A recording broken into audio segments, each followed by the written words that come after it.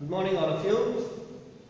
Today we are going to study about biology's new chapter, digestion and absorption. See, in our daily life we used to want to have food. Why we want to have food? To do all our biological activities. Right? To do all the biological activities we want food, we want energy. That energy from where we are getting? From food we are getting the energy. That food is in a complex form. What we are eating, the chapati, dosa, everything, it is in a complex form. That complex form won't give us the energy. Only the simpler molecules will give us energy. To understand all that, how we are getting the energy from complex molecule to the simpler molecules, we have to study and understand digestion first and absorption. Let's move on to digestion first. See, digestion is a process in which breakdown of complex food macromolecules into the simpler absorbable micromolecules. This is a simple process. A simple definition, but the process is very complex one. We need to understand that in a proper way. See, first let's understand digestion. Breakdown of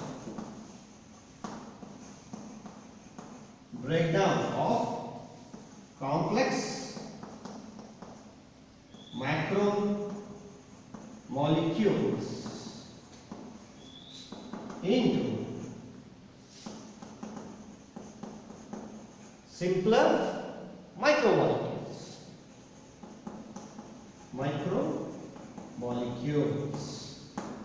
Right. See, breakdown of complex macromolecules. What are all the macromolecules then? Carbohydrates, proteins, fats, vitamins and minerals. See, this major one is carbohydrates, proteins and the fats. These are all the macromolecules. What is the micromolecule? Simpler micromolecules then? Glucose, amino acids, fatty acids and glycerol. This is a process like breaking down of complex food macromolecules into the simpler micromolecule. That process we call it as digestion. So basically digestion starts in the mouth. We need to understand, we need to keep in your mind while having the food, like our digestion not started in the stomach, but it will start at the mouth first. What will happen in the mouth? We will come to know now. See, buccal cavity. Buccal cavity is nothing but the mouth. It contains what the mouth contains: tongue, teeth and the important one, salivary glands. Right? That glands produces the enzymes which plays a major role in the digestion of the food. Let us understand that.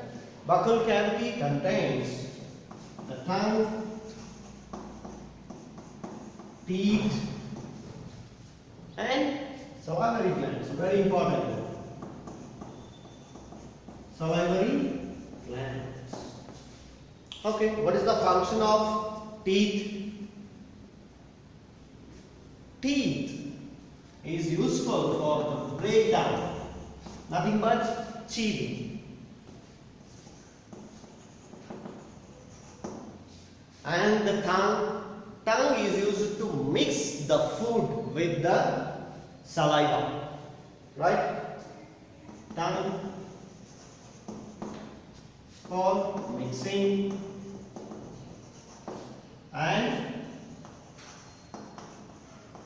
salivary glands, they secrete saliva. Okay? Now you understand what is there in the buccal cavity? Tongue, teeth and the salivary glands are present in the mouth. Here, teeth, what is the function of teeth? Function of teeth is for chewing, breaking down of complex food molecules into little simpler one. Not a very simpler one, but a little simpler one. Tongue is used for the mixing, and the salivary glands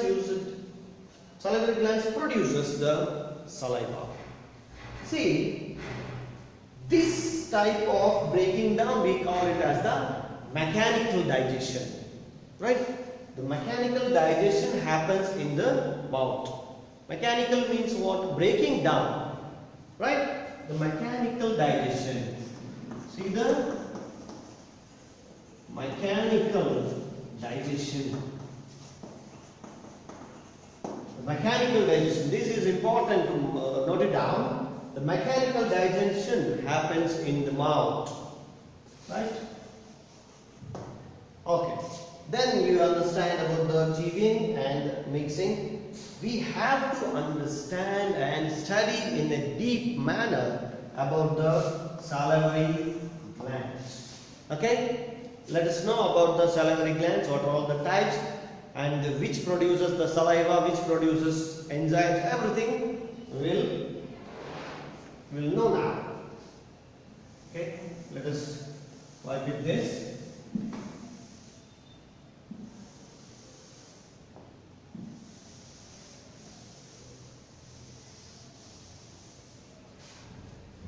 So let's move on to the salivary glands.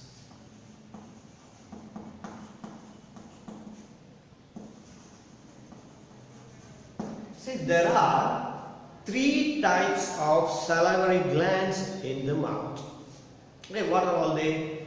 The first one is parotid gland, the second one is submaxillary gland, and the third one is sublingual gland.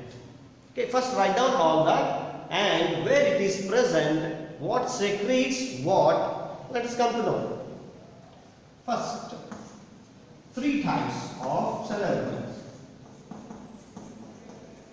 3 types of salivary glands. Right? What is the first one? Parotid gland. Parotid gland. Then what is the second one? Submaxillary gland. What is the third one? Sublingual gland. Okay. Then let us find out the location of all the 3 glands in the mouth. Okay. First, let us move on to the parotid gland, where it is present. See, parotid gland is present in front of the earlobe. See that? In front of the earlobe, the parotid gland is present. Let us see. Present in front of the earlobe. Okay? It is present in front of the earlobe. Then where the maxillary gland, submaxillary gland present? It is present in between the jawbone. In between the jawbone. Like it is called a mandible, movable jaw, mandible. And it is present, the submaxillary gland is present in the joint of the mandible. Right? Present in between the joint. Present in between the jawbone. Jawbones joint, it is present. Then where the sublingual gland present? What is meant by the lingual? Lingual is nothing but the tongue. Then sub means the below. Sublingual means below the tongue. Right? Present below the tongue. Present below the tongue. Okay, now you understand where all these salivary glands are present. The parotid gland is present in front of the earlobe and submaxillary or submandibular. It is called submandibular also. Submaxillary or submandibular gland is present in between the jawbones. In between the jawbones or a joint of the jawbone. And where the sublingual gland present? It is present below the tongue. Right? Now you have understand the three types of salivary glands. Then what this parotid gland secretes, what this submandibular and sublingual gland secretes, let us know. Okay? If you have understood this, I'll move on to the next topic. Next, we'll wipe out only the locations. Then, what it produces, let's write down here itself. Okay? Then, parotid gland. It is predominantly produces the water and saliva, or we call enzymes, right? Parotid gland predominantly secretes water and enzymes, right? Predominantly produces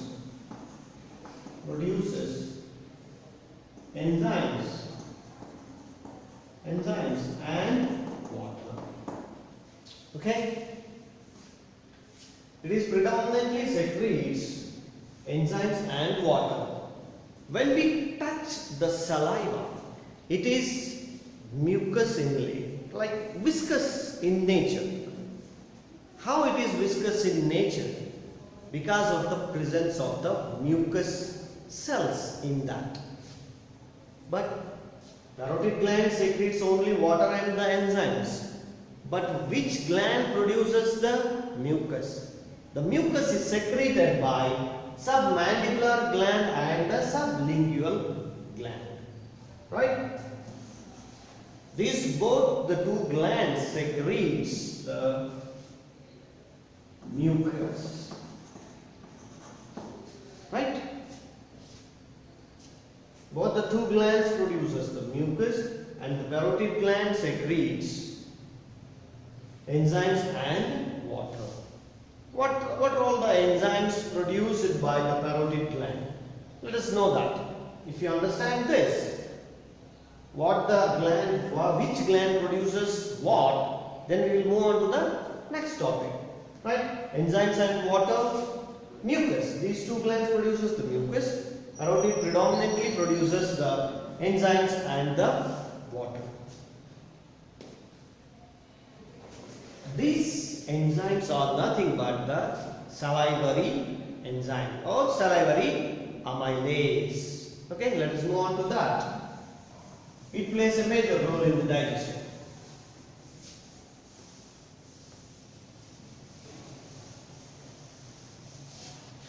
Okay, now let's move on to the salivary amylase. Salivary amylase. Okay, what is the function of salivary amylase? It helps in the breakdown of the starch. Right? Starch to the glucose. As I have said in the previous topic, like digestion starts in the mouth, the main reason is due to the enzyme, presence of the enzyme salivary amylase. Right? It breaks down the starch in the mouth itself. What are all the foods which contain starch? Maximum foods, whatever we eat like chapati, roti, dosa, idli, everything contains the starch. Starch is a food prepared by the plants, right? That starch we use as our food. Like that starch will be broken down to the simpler one, glucose, by the amylase. to glucose. Okay? This salivary amylase breaks down the starch to amylase. How much or how many percentage of starch will be broken down to glucose in the mouth? It's approximately 3%. Right? Approximate of 3% of starch broken down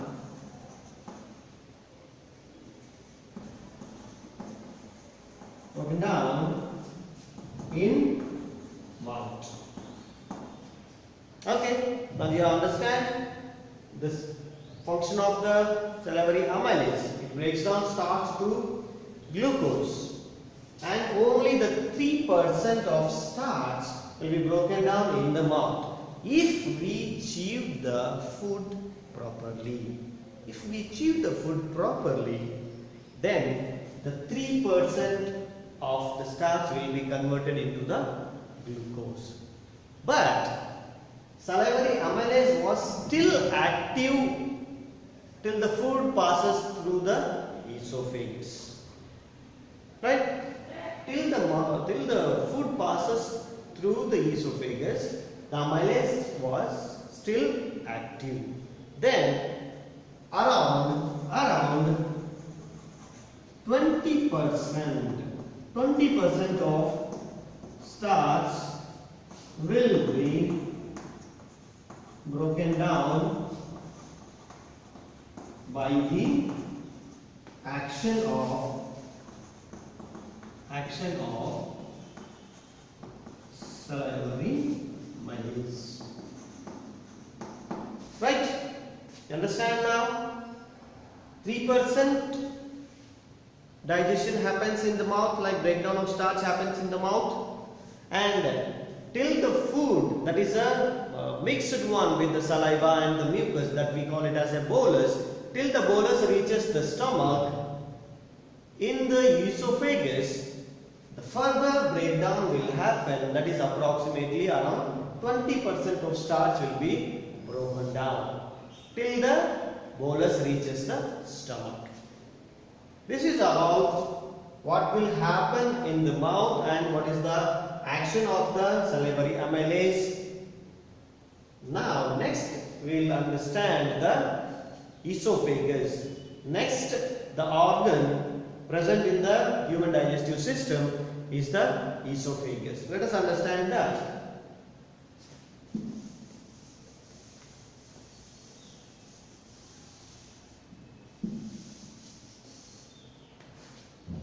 Let's understand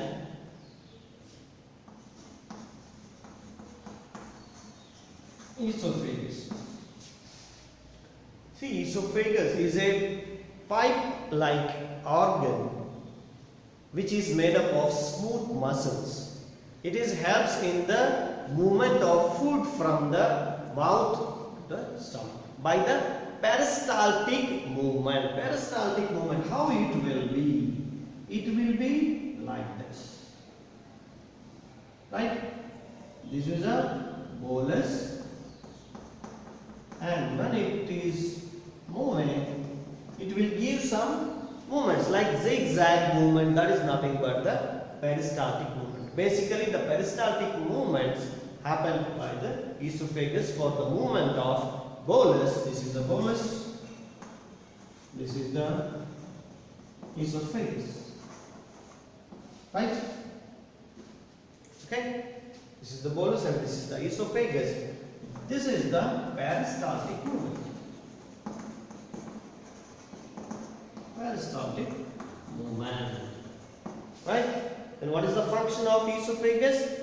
It helps in the movement of bolus from the mouth to the till it reaches to the stomach by the peristaltic movement.